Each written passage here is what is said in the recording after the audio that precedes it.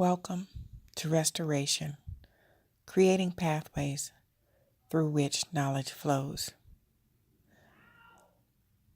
We lost Ntozake Shangai this past week, and I want to inaugurate my opening paragraph series with her landmark work for colored girls who have considered suicide when the rainbow is enough.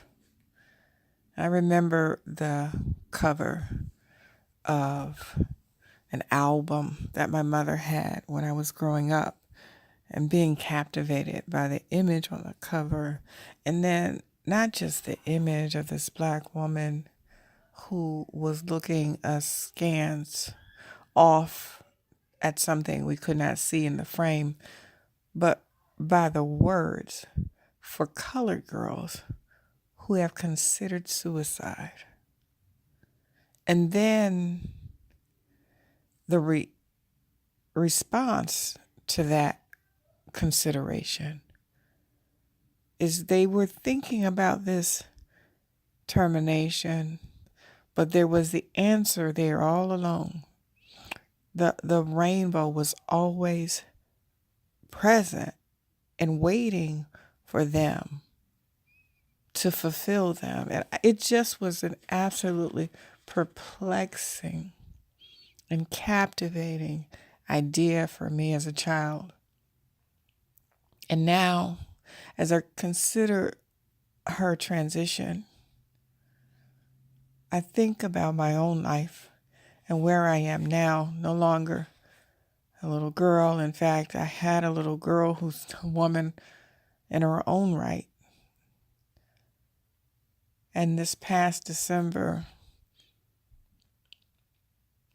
I found a new understanding in what that title means.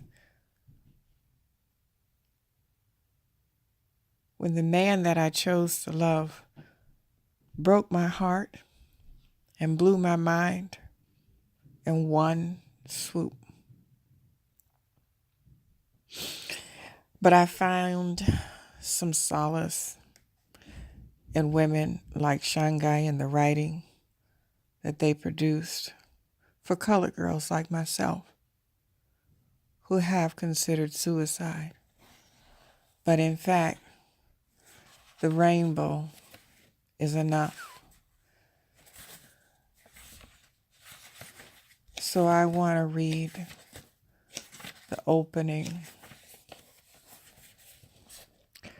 the first page of this. It starts this stage direction. The stage is in darkness. Harsh music is heard as dim blue lights come up, one after another. 7 women run onto the stage from each of the exits. They all freeze in postures of distress. The follow spots pick up the lady in brown. She comes to life and looks around at the other ladies. All of the others are still. She walks over to the lady in red and calls to her. The lady in red makes no response. The lady in brown, she says, dark phrases of womanhood, of never having been a girl, half notes scattered without rhythm, no tune, distraught laughter falling over a black girl's shoulder. It's funny.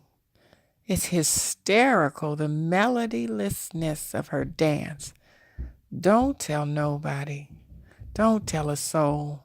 She's dancing on beer cans and shingles. This must be the Spook House.